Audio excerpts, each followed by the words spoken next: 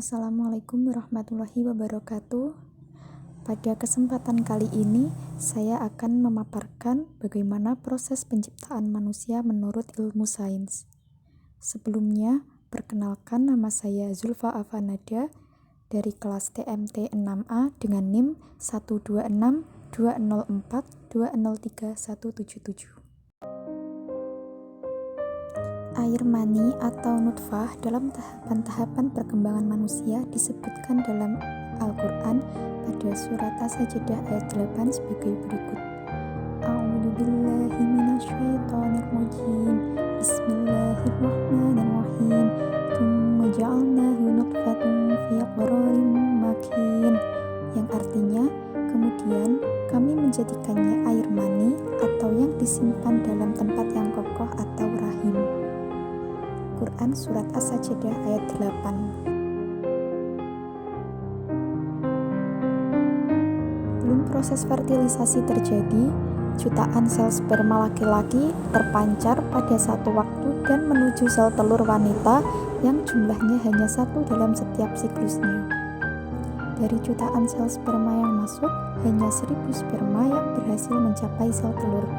Dan sel telur hanya akan membolehkan satu sperma saja untuk mencapai inti sel telur.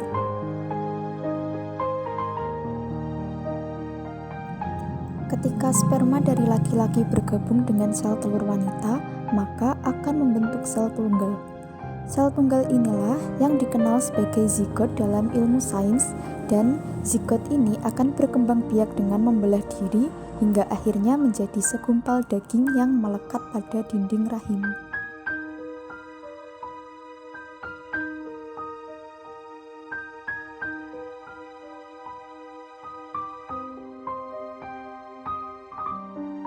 Di dalam rahim inilah awal mulanya tulang-tulang terbentuk, dan selanjutnya terbentuklah otot yang membungkus tulang-tulang ini.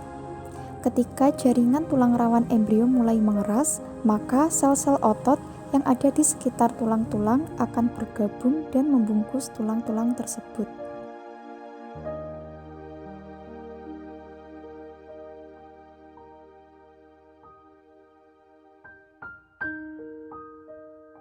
Menurut perspektif sains modern, dijelaskan bahwa proses kejadian manusia juga terjadi dalam 3 fase, yaitu fase zigot atau pembuahan hingga akhir minggu kedua, kemudian fase embrio yaitu akhir minggu kedua hingga akhir bulan kedua, dan yang terakhir fase janin yaitu pada akhir bulan kedua hingga kelahiran.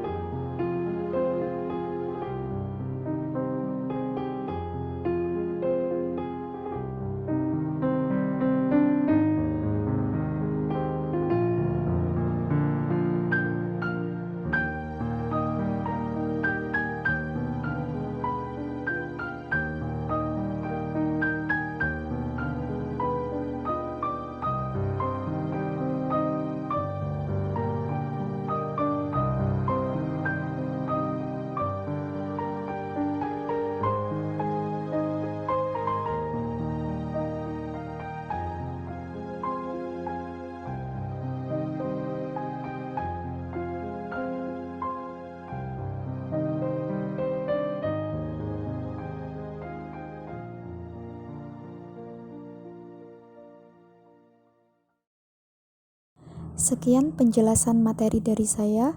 Apabila ada kurang lebihnya, saya mohon maaf. Wassalamualaikum warahmatullahi wabarakatuh.